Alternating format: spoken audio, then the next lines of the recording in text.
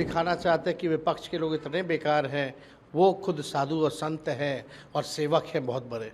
ऐसा हकीकत में नहीं है। आप देखिएगा कुछ दिन पहले जिनको 2 दिन पहले नरेंद्र मोदी जी गाली देते थे, भ्रष्टाचारी है, 70,000 करोड़ का घोटाला किया, उसको डिप्टी सीएम बना दिया जाता है। 2 दिन बाद जो है ईडी सीबीआई जो है वो भेज दिया जाता है, छापे मारे जाते हैं, फिर उस नेताओं को भाजपा में ले लिया जाता है और भाजपा में आने के बाद जो है क्लीन चिट मिल जाता है एजेंसियों द्वारा। ये सिर्फ और सिर्फ स्क्रिप्टेड बात करते हैं। जो इनको प्रचार तंत्र जो इनका बीजेपी का देता है वही पढ़ते हैं, वही बोलते हैं। तानाशाही जिस प्रकार से देश में चल रही है, जिस प्रकार से अघोषित इमरजेंसी लागू कर दिया गया है और चुनाव में जो लोग सत्ता में बैठे हैं चाहते ही नहीं है कि विपक्ष जो है मैदान में रहे और इसके लिए अपनी एजेंसियों को जो है पूरी तरीके से पूरे देश में हर विपक्षी नेताओं के पीछे लगाया जा रहा है ताकि उनको साफ मैदान मिल जाए। लेकिन उनको ये एहसास नहीं है कि जनता जो है वो असली मालिक है और जनता जो है सब चीज़ देख रही है। मुद्दे की बात होनी चाहिए।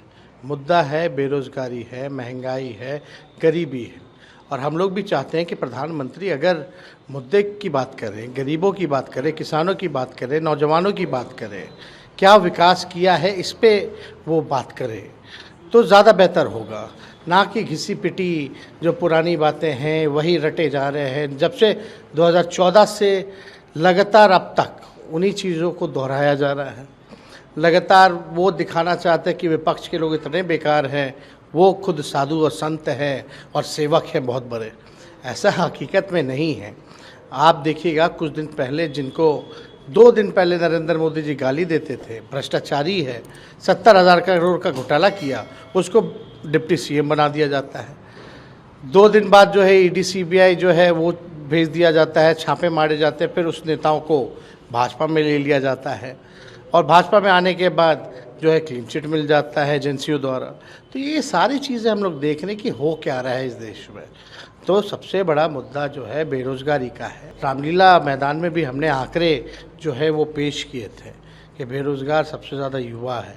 उसमें भी जो युवा जो ग्रामीण इलाकों में रहते हैं, जो गाँव में बसते हैं, वो सबसे ज़्यादा बेरोज़गार हैं। और ये जो सर्वे आया है, कहाँ से सर्वे हम लाए ये भी बताएं। तो इस पे बात होनी चाहिए। मोदी जी 2 करोड़ रोज़गार की बात करते थे, हर साल देंगे, क्या हुआ उस वादे का, क्या हुआ।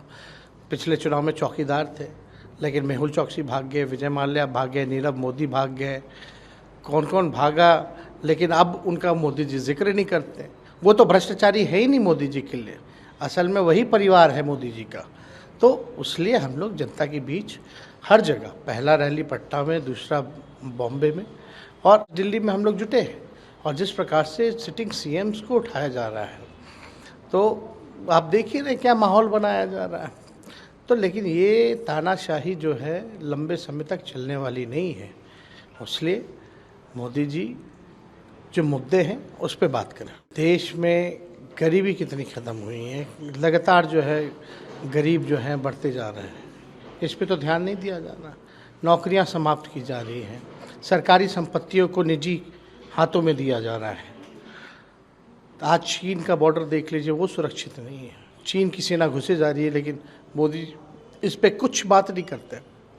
महिला पहलवान के साथ नाइंसाफ़ी होती है, उन्हीं के पार्टी के लोग करते हैं, उस पर एक शब्द नहीं बोलते। मणिपुर में महिलाओं के साथ कितना अत्याचार हुआ, 2 कौम जो है लड़ रही है लेकिन उस पर वहाँ जा कर के शांति की अपील नहीं कर सकते।